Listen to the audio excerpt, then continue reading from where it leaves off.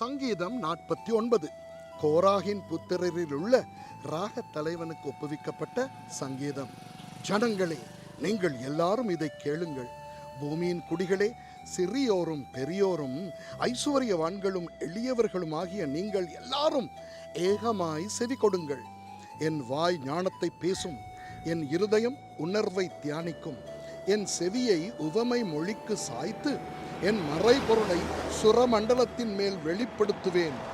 என்னை தொடர்கிறவர்களுடைய அக்கிரமம் என்னை சூழ்ந்து கொள்ளும் தீங்கு நாட்களில் நான் பயப்பட வேண்டியதென்ன? தங்கள் செல்வத்தை நம்பி தங்கள் திரளான ஐஸ்வர்யத்தினால் பெருமை பாராட்டுகிற ஒருவனாவது தன் சகோதரன் அழிவை காணாமல் இனி என்றைக்கும் உயிரோடு இருக்கும்படி எவ்விதத்தினாலாவது அவனை மீட்டுக் கொள்ளவும் அவனிமித்தம் மீட்கும் பொருளை தேவனுக்கு கொடுக்கவும் கூடாதே. அவர்கள் ஆத்தும மீட்பு மிகவும் அருமையாயிருக்கிறது, அது ஒருபோதும் முடியாது. ஞானிகளும் மரித்து அஞ்ஞானிகளும் நிர்மூடரும் ஏகமாய் அழிந்து தங்கள் ஆஸ்தியை மற்றவர்களுக்கு வைத்து போகிறதை காண்கிறான்.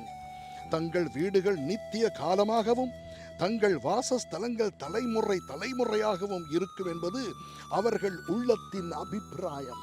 அவர்கள் தங்கள் நாமங்களை தங்கள் நிலங்களுக்கு தரிக்கிறார்கள்.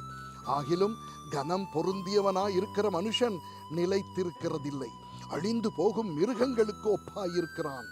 இதுதான் அவர்கள் வழி, இதுதான் அவர்கள் பைத்தியம். ஆகிலும் அவர்கள் சந்ததியார் அவர்கள் சொல்லை மெச்சிக்கொள்ளுகிறார்கள். ஆட்டு மந்தையை போல பாதாளத்திலே கிடத்தப்படுகிறார்கள்.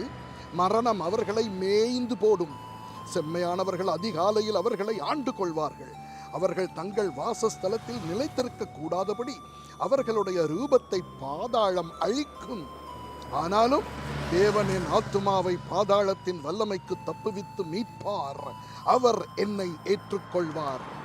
ஒருவன் ஐசுவரியவானாகி அவன் வீட்டின் மகிமை பெருகும் போது நீ பயப்படாதே. அவன் மரிக்கும் போது ஒன்றும் கொண்டு போவதில்லை, அவன் மகிமை அவனை பின்பற்றி செல்வதும் இல்லை.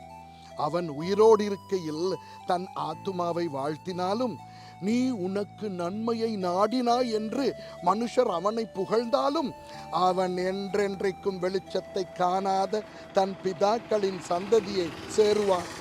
கனம் பொருந்தினவனாயிருந்தும் அறிவில்லாத மனுஷன் அழிந்து போகும் மிருகங்களுக்கு ஒப்பாயிருக்கிறான். ஆமென்.